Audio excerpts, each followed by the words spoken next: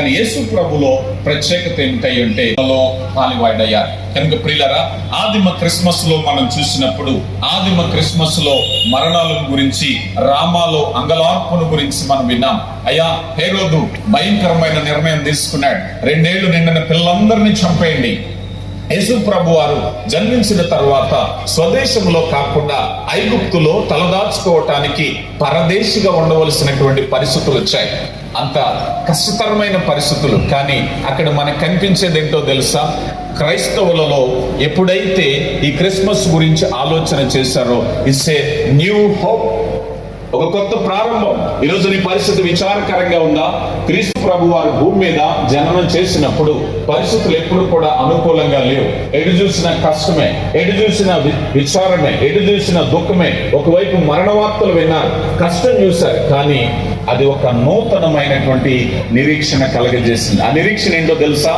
మానవాళి విమోచించే నిరీక్షణ. అందుకే వాడు, అవునా కదా చెప్పండి, యేసునందు ఎప్పుడైతే నువ్వు ఎప్పుడైతే ఆశ కలిగి ఉన్నావో, అయ్యా ఈ లోకానికి వచ్చావు, అయ్యా నువ్వు నా కుటుంబాన్ని మార్చగలుగుతున్నావు, నాలో ఉండేటువంటి పాపాన్ని, చీకటిని అధిగమించి పవిత్రుడిగా మార్చడానికి నా కొరకు ప్రాణం నువ్వు నిరీక్షిస్తే, ఆ నిరీక్షణ ఈ భూమి మీదకి వచ్చేటువంటి కారణం ఏమిటయ్యా అంటే నా బ్రతుకుని మార్చటానికి. ఎప్పుడైతే ఆ వ్యక్తిగత సాక్ష్యాన్ని నువ్వు కలిగి ఉంటావో, అదే నీ జీవితంలో నిజమైనటువంటి క్రిస్మస్. లేకపోతే ఎన్నో క్రిస్మస్ లో తెలుసుకోవాలనే ఆసక్తి కలిగిన గమనించండి. ఆ ఆత్మీయ దాహాన్ని తీర్చడానికి యేసు ప్రభు భూమికి వచ్చి సమయస్సులో అంటున్నారు,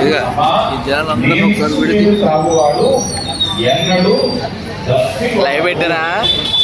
మానవ ఆత్మీయ దాహాన్ని అధిగమించడానికి దేవుడే ఈ కార్యాన్ని జరిగించారు. అందుకే ఆయన గురించి అన్నారు, అయ్యా ఆయన నిష్ఠుడగు తండ్రి అన్నారు.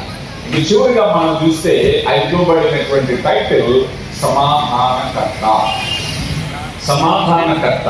ఈరోజు సమాధానం కోసం మనిషి పాపులు అంటున్నారు.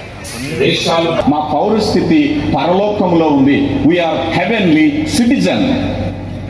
ఆయన మమ్మల్ని నడిపిస్తున్నారు. నువ్వే దేశంలో ఉన్నా, ఎక్కడున్నప్పటికీ కూడా బాధ్యత గల పౌరుడిగా నిన్ను ఉంచటానికి ఆలోచనకర్తగా పరిశుద్ధాత్మ దేవుడు నడిపిస్తున్నారు. అందుకొరకు ఆయన ఈ భూమి మీదకి వచ్చారు. తర్వాతగా మనం చూసినట్లయితే బలవంతుడు అన్నారు. మనం ఇందాక చూసాం, అశూరీయులు ఇశ్రాయేలీయుల మీద పోరాటం చేశారు. యూదుల మీద బబులోను వారు పోరాటం చేశారు. వారు విమోచన కొరకు కనిపెట్టుకున్నారు. ఈరోజు మనిషి విఫలమైనప్పుడు, మనిషి చెడిపోయినప్పుడు, మనిషి పతనమైనప్పుడు బలమైన సహాయము కావాలనుకుంటాం. అవునా కదా చెప్పండి? మనం ఎప్పుడైనా బలహీన పడినప్పుడు, ఎవరైనా బలంగా ఉన్నవాళ్ళు మాకు సలహాగా ఉంటే, మాకు అండగా ఉంటే బాగుండు అనిపిస్తుంది. హెబ్రీయులకు రాయబడిన పత్రిక 2వ అధ్యాయం 14వ వచనంలో అపోస్తలుడైన పౌలు అంటున్నారు, ఆ పిల్లలు మరణ భయము చేత దాస్యమునకు లోనై జీవిస్తున్నారు. వీళ్ళని గమనించండి, మరణ భయము లేనివాడు క్రైస్తవుడు. ఆ మరణ భయం తొలగించటానికే యేసు ప్రభు వారు శరీర రీతిగా ఈ భూమి మీదకి వచ్చి బలమైన దేవుడు. ఈరోజు మనిషి వ్యసనం చేత పట్టుబడుతున్నాడు. ఈ మధ్యకాలంలో రీసెంట్లీ నిన్నో మొన్న చూశాను, correct me if I'm wrong, ఒక ఎస్ఐ గారు ఎవరో ఏదో ఒక వ్యసనంలో ఉండి సర్వీస్ రివాల్వర్ తాకట్టు పెట్టేశారట.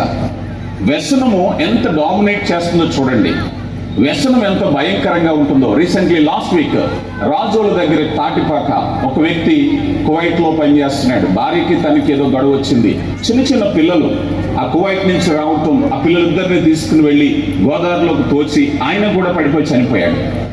ఆ చిన్న పిల్లలు కర్మం తెలియని వాళ్ళు, ఏ విధమైనటువంటి ఆ మంచి చెడ్డలు తెలియనటువంటి పసికందులు, మహా అయితే 6 సంవత్సరాలు 7 సంవత్సరాలు. ఎంత బలహీనంగా ఉన్నాడంటే మనిషి. ఈరోజు మానవ పతనం జరుగుతుంది ప్రియులారా. మానసికంగా మోరల్ వాల్యూస్, నైతిక వాల్యూలు లేవు ఇక్కడ. మనిషి పతనమైపోతున్నాడు. స్వార్థంతో మనిషి అనుకుంటున్నాడు నేనేదో సాధిస్తున్నాను అనుకుంటున్నాడు, కానీ పతనమైపోతున్నావు. నువ్వు బలహీనుడివి, నువ్వు ఆర్థికంగా కావచ్చు. అందుకే మనకి ప్రకటన గ్రంథం 3వ అధ్యాయంలో ఉంటుంది కదా, సంఘాన్ని గురించి మాట్లాడుతూ నువ్వు ధనవంతుడు అని అతిశయపడుతున్నావేమో, నువ్వు దిక్కుమాలిన వాడు. నువ్వు పైకి చెప్పుకోవడానికి భౌతిక అలంకారం ఉందనుకుంటున్నావేమో, సంపద ఉందనుకుంటున్నావేమో, నువ్వు బలహీనుడివి.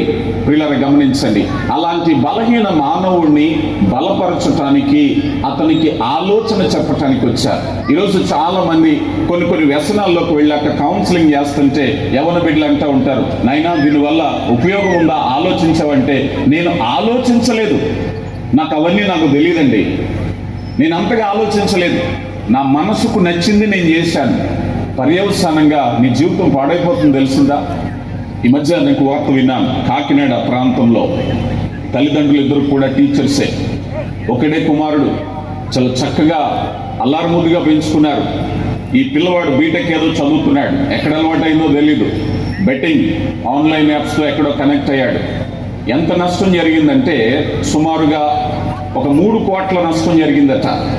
తల్లిదండ్రులు ఇద్దరు కూడా కష్టపడ్డటువంటి సంపాదించిందంతా అమ్మి అప్పు కట్టారు. ఇంకా 70 lakhs కట్టవలసి ఉంది.